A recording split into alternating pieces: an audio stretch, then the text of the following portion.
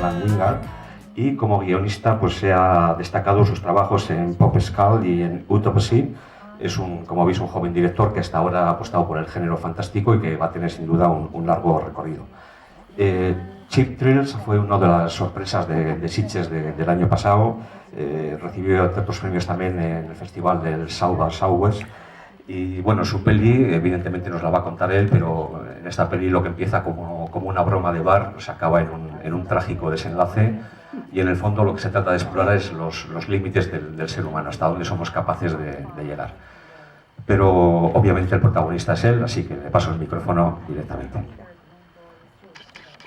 Welcome to Bilbao. Thank you so much for coming to our festival. The floor is yours. Oh, okay. Try this one. Well, thank you for bringing me out here. It's definitely, it's my first time in Basque Country, first time in Spain. I'm really excited, and this is probably the last film festival I'm going to go to for Cheap Thrills. Obviously I've been on the road with it for a year now, and it's time to maybe get a job or maybe find another movie to do, and you can't just like show the same one forever, but it's really exciting to show it here.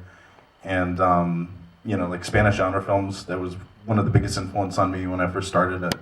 A lot of De La Iglesia, Dia de la Besta was like such an important film for me, and just the mixture of dark comedy and horror, and it was a really big influence. So yeah, it's cool to be here. So thank you. Para él es un placer estar aquí, es la primera vez que viene al País Vasco y a Bilbao, y quizás es una de las últimas veces que ya acude a un festival.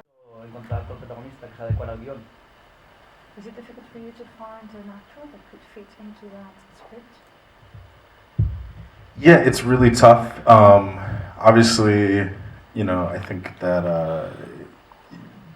having David Koechner be the villain, if it was anybody else, the movie would have been completely different.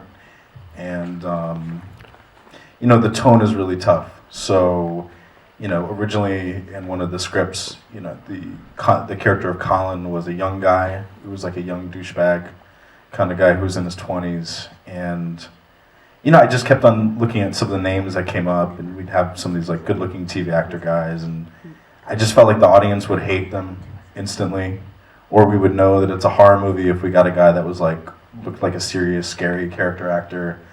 And I think a big part of this movie is that it's a bit of a trick. You don't really know how dark it's going to get or where it's going to go. And I just felt like, if you have this goofy comedy guy, that people, if they remember his movies, their history with him is like Anchorman or The Office, they're not going to suspect that it's going to get as dark as it's going to ultimately go. So, David, when I met with him, he talked to me about the Coen brothers and how he'd love to be in some darker films, but nobody ever asked him to do it. So he'll try it out with me. So I was like, you know what?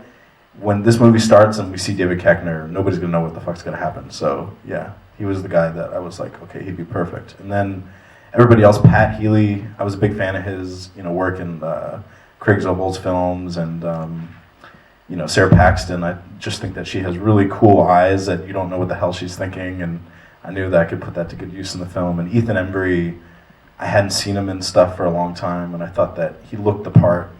He drove to our audition sort of on a motorcycle, covered in tattoos, looking really rough. And I was like, okay, you're our Vince. But, it takes a long time, but it's the most important part of the process, so, it's worth it. Sí, que fue muy difícil elegirlo, porque lo que ocurría es que realmente esta persona, David, era el que ha hecho de malo aquí, y que con cualquier otro actor hubiera sido distinto, porque el tono de la película era muy duro y era difícil realmente plasmarlo. Originalmente, cuando tenía el guión, pensó, pues bueno, quizás en alguien más joven, como de unos 20 años, etcétera. Y entonces, claro, se empezó a plantear algunos de los típicos guapos oficiales de las series de televisión o de algunas pelis ya conocidas. Pero pensaba que, claro, como que a la gente no le iba a gustar si era alguien así. Y como era realmente un personaje duro, serio, tenía que buscar a alguien que no sea el típico como guapito, gracioso, porque si no, no iba a encajar, ¿no? Y además, esta película es un poco como esconde una cierta trampa. No sabes hasta dónde llegan, no sabes lo oscura o lo dura que se puede poner. Entonces tienes que estar ahí, y con alguien con otra cara, pues parece que si coges a alguien que ha hecho The Office, por ejemplo, va anclado a su otro personaje, ¿no? Entonces no lo reflejaría. Con Colin, le habló de Colin Brothers y dijo que, bueno, que a él le gustaría hacerlo, pero que es que nadie se lo pide, y entonces por eso le eligió a él. Dijo, bueno, pues me parece perfecto para este papel. Lo mismo con la chica, que lo que le parece es que tiene una mirada muy especial, que es la típica persona que mira y no sabes lo que está pensando, ¿no? Le parecía también muy adecuada. Y el otro que venía a los casting, a las audiciones, venía en su moto llena de tatuajes y tal, dice, este me encaja. Por eso realmente todo lo que es la selección del casting lleva mucho tiempo, es la parte quizás de las más difíciles. You're very good at that. Okay. Anything else? Explícame por favor cómo fue, o sea, cómo encontraste ese contacto con el proyecto. Si fuiste uno de los promotores, te lo ofrecieron, ¿cómo fue la historia? How did you get into this whole project? Did you have it yourself?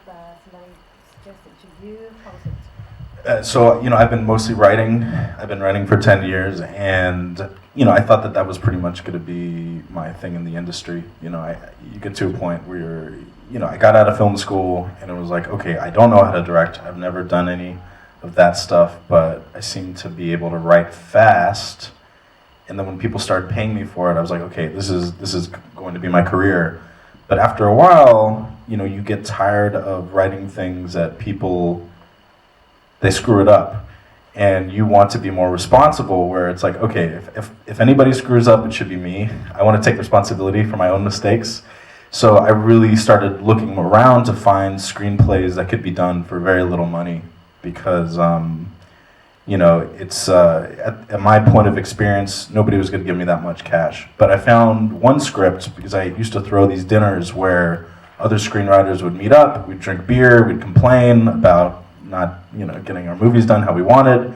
And I was like, we should start a production company that's owned by the writers, and we could do what we want. And so I started looking for projects, and ultimately I found this script. It was called Money for Something by writer Trent Haga. And he, it was really cool and had really great ideas. And, he came from a very poor background, so I think that he's always had this working class, kind of experience. And he's looked at super rich people sometimes in a very mistrusting way. But there were some great ideas there. And I took the script, and we were never able to find the money for our, Up With People, screenwriters, production company.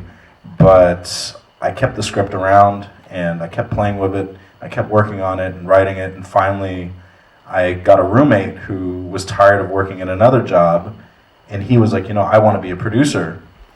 And he was like, you know what, this script, I can probably get you a tiny bit of money. And I worked on it for another year, because I'm crazy. I needed it to be right. And then we got the money, and then we did it. So this was something that's been with me for a long time. What's the name of the Money for Nothing guy? Trent Haga, who's from Trauma, who's actually being featured at this festival. Bueno, lo que comenta es que, lo que comenta es que él durante 10 años se había dedicado a escribir guiones básicamente, que salió de la escuela de cine, y pensaba que esta iba a ser realmente su oposición dentro de esta industria del cine, porque dijo, no sé dirigir, pero bueno, como escribo bien, escribo rápido y encima me están pagando por esto, pues parece que es a lo que me voy a dedicar, ¿no? Y así estuvo durante bastantes años. Lo que pasa es que llega un momento en que te cansas. Y entonces, además, sobre todo, te fastidia un montón que tú haces un guión y luego viene otro, lo coge y lo jode, básicamente. Entonces dice, bueno, pues si alguien tiene que cargarse mi guión, ya me lo voy a cargar yo mismo. Y entonces, si alguien va a hacer errores con mi guión, lo voy a hacer yo. Entonces, ¿qué ocurría? Que, bueno, es difícil encontrar un guión que sea barato de producir, porque no es fácil conseguir el dinero. Entonces, bueno, durante bastante tiempo estuvo dando vueltas, estuvo buscándolo, empezó a organizar unas cenas con guionistas, donde se reunían todos a tomarse unas cervecitas y básicamente a quejarse de lo mal que estaba la profesión. Y entonces empezaron a pensar que, bueno, ¿por qué no hacemos una cosa? Montamos una compañía de producción que pertenezca a los guionistas, y así vamos a poder hacer lo que nosotros queremos. Y eso es lo que hicieron, y así encontraron el guión que se llamaba Dinero para algo, Money for Something, que está hecho por Higa. Y entonces lo que hicieron es, bueno, es una persona que venía un poco de la clase trabajadora, que desconfiaba bastante de los ricos, tenía una mirada un poco especial a este tipo de gente, y bueno, dijo, vamos a trabajar con este guión. Y lo que ha estado durante tiempo dando vueltas, porque no encontraba el dinero, no encontraba el momento de hacerlo, y entonces durante tiempo tuvo ahí el guión en la mano, hasta que finalmente un colega suyo que compartía casa con él, que tenía otro trabajo que no le gustaba, al final lo vio, lo miró tal, y dijo, bueno, pues yo sabes lo que te digo, que te voy a dar algo de pasta para que hagas esto. Y entonces él dijo, vale, fenomenal, nos metemos en ello, pero como dice que está un poco tarado, todavía le dedicó otro año porque quería que quedara perfecto, y entonces ya con el dinero que consiguió es cuando lo llevaron a cabo. No, me ha contestado económica. You already answered what he was planning to ask. I knew it. See, I knew it. Anybody else? Yo le quería preguntar si tiene pensado, le gustaría volver a trabajar con Adam Wingard. Would you like to work again with Adam Wingard? We're friends. We watch movies and make fun of them together still. But, you know, it's like we worked together a lot when I was writing and producing. And, you know, it's like now we don't have as much space to work with each other. But on Cheap Thrills, he helped me find my composer. And that was a big deal. And he sat with me when I was editing, you know, and we kind of, you know, he gave me some really good ideas. But, you know, he'll always be a good friend. But, you know, now we both have too much stubbornness and ego to maybe work on the same movie. But we're good friends and we'll always kind of, you know, give each other help as much as we can. Bueno, lo que dice es que son amigos, son buenos amigos y que lo que seguro que siguen haciendo es ver películas juntos y, bueno, echarse unas risas juntos, ¿no? Cuando escribía, cuando se dedicaba a producir, trabajaba mucho con él y luego ya empezó a llegar un momento en el que no tenían tanto como tiempo o espacio para verse. Para encontrar el compositor aquí fue muy difícil y entonces él le echó una mano y también le echó una mano en el momento de editar, que fueron las fases así más complicadas. Y siguen siendo amigos, muy buenos amigos de hecho, pero dice que a la vez se da cuenta que ambos son muy cabezotas, que tienen ya dos egos muy grandes y que entonces sería muy difícil que trabajen juntos, pero amigos siguen siendo. ¿Qué prefieres, escribir guiones o dirigir? What do you like better, writing scripts or directing? You have, you know, when you're writing the script, it's perfect and nothing is going wrong. You know, the power doesn't go out. You know, the performances are fucking great. When you're directing is literally when everything that can go wrong will go wrong. So it's always theoretical that you get to control everything when you're directing. You really don't. But at least you have the illusion of control to some degree. You have control over some things. And, you know, here's the thing. It's like I've been writing for 10 years. And sometimes people don't notice anything that you do. Even though you're part of so much stuff, it just, for some reason, you just kind of, your work gets sometimes forgotten, sadly, especially in the States.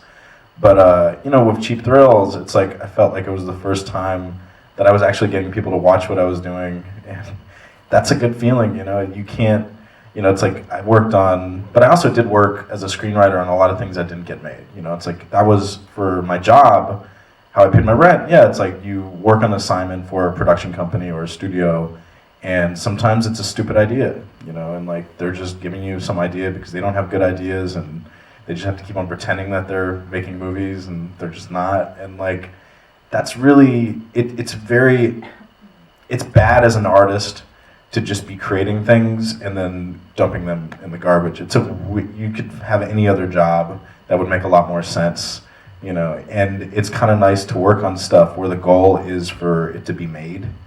And so I enjoy that. I definitely feel like, you know, writing can be sometimes more freeing in its own way because, like I said, there's no rules, there's no restrictions, nothing goes wrong. But directing is my chance at least trying to get it seen. Bueno, lo que ocurre es que perfecto, no tienes problemas de que se te vaya la luz, los actores parece que actúan súper bien, no hay problema. Y cuando diriges, precisamente, todo lo que puede ir mal, sale mal. Eso de que tienes la falsa ilusión de que cuando tú estás dirigiendo controlas las cosas y es solamente una ilusión, no es así. Él se había pasado ya 10 años escribiendo y entonces lo que te ocurre también cuando llevas mucho tiempo escribiendo es que la gente no sabe realmente lo que tú estás haciendo o a veces haces cosas que realmente un poco caen como en el olvido, sobre todo tristemente en Estados Unidos.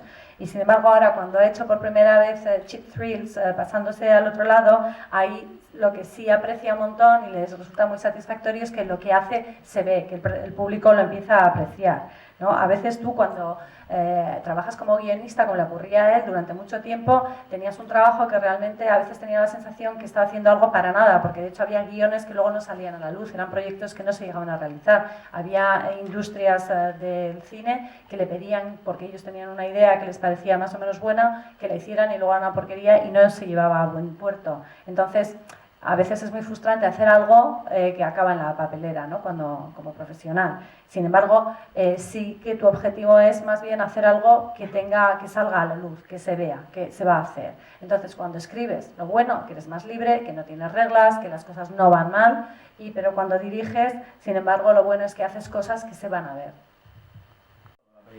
How long did it take you to shoot the film? 14 days. 14 días. Cool.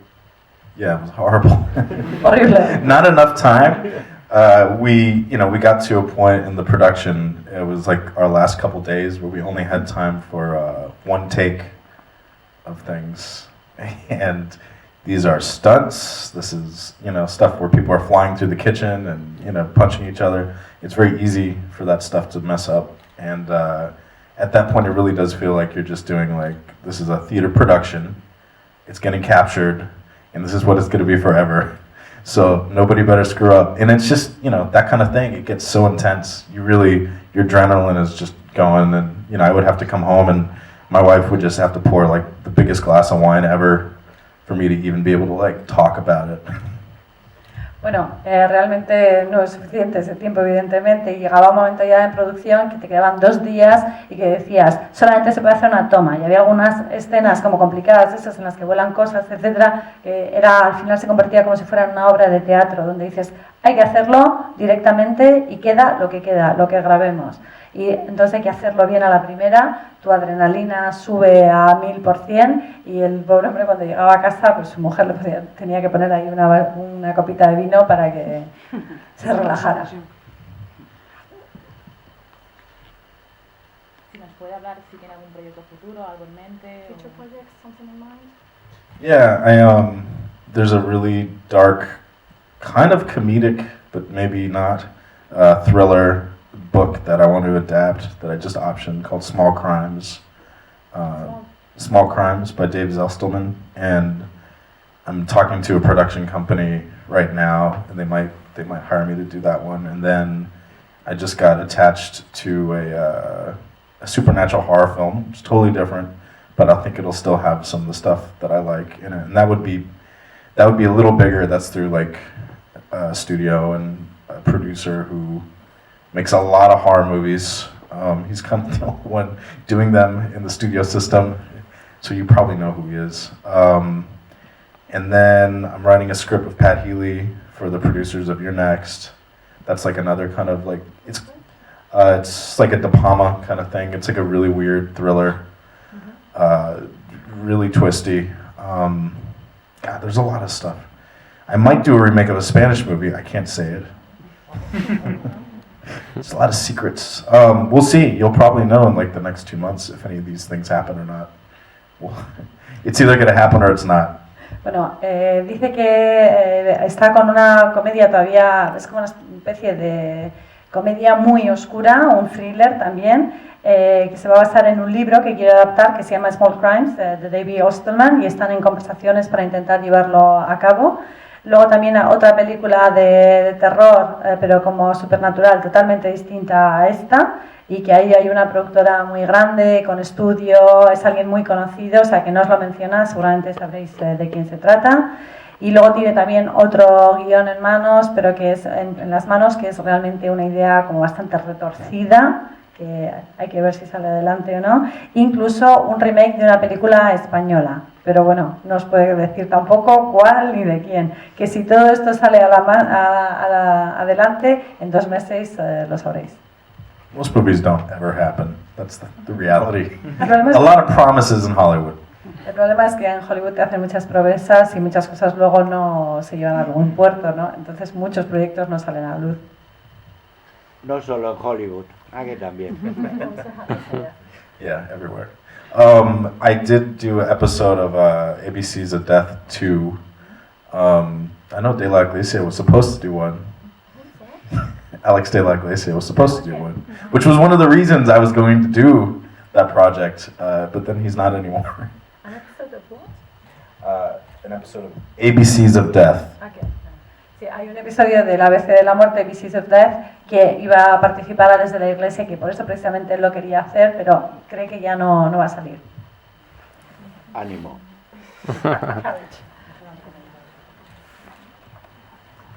Okay. Awesome. All right. If there's no more questions, thanks for having me. Bueno, si no tenéis más preguntas, que encantado de haber estado aquí. Juan. Okay. A ver, en tu opinión, ¿qué aporta esta película al público de género particular y del cine en general? What do you think your film can contribute to the general audience and to these kind of films audience, to the viewers? It's different every time. I think, it's like, I think if you watch this movie at home by yourself, you might be creeped out. And it has a different effect if you're in an audience of a lot of people. I think if you're in an audience of other people, it suddenly becomes more funny. People start to notice how each other respond to the messed up stuff and the violent stuff. And it's just such a different dynamic, and I think that the more people laugh at it, when things get darker, the more they kind of go, oh man, I was laughing at that. Maybe I'm kind of crazy. Fuck. I think it's something that I would never want to lay out a mission for the movie. I think that's not my job. But I think that, I've had all sorts of different responses where sometimes people say that it was just a good time, and some people think about some other social implication. And I think that, it's whatever we bring into the theater and whatever we bring, we're going to kind of get out of it in our own worldview. And I think that that's nice, because I don't think there should just be one thing.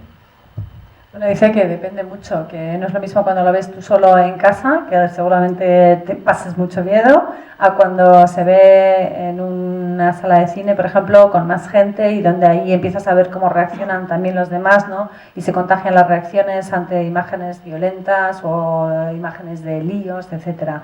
Que realmente a veces ocurre, ¿no? Que cuanto más duro es o más oscura se pone la peli, más se ríe la gente. Y luego dices, ostras, me estaba riendo de esto, tengo que estar taradísimo, ¿no? Pero bueno, en realidad él no cree que la película tiene una misión concreta, ni cree que es su papel hacer que la película tenga una misión concreta. Hay gente que le ha dicho que se lo ha pasado bien, que ha pasado un buen rato. Hay gente que ve, sin embargo, como algo detrás como de crítica social o lo que sea. Y cualquier interpretación que se haga cree que es buena. Que no cree que tiene que haber solamente ni una interpretación ni un objetivo. Muchas gracias y nos vemos en un ratito.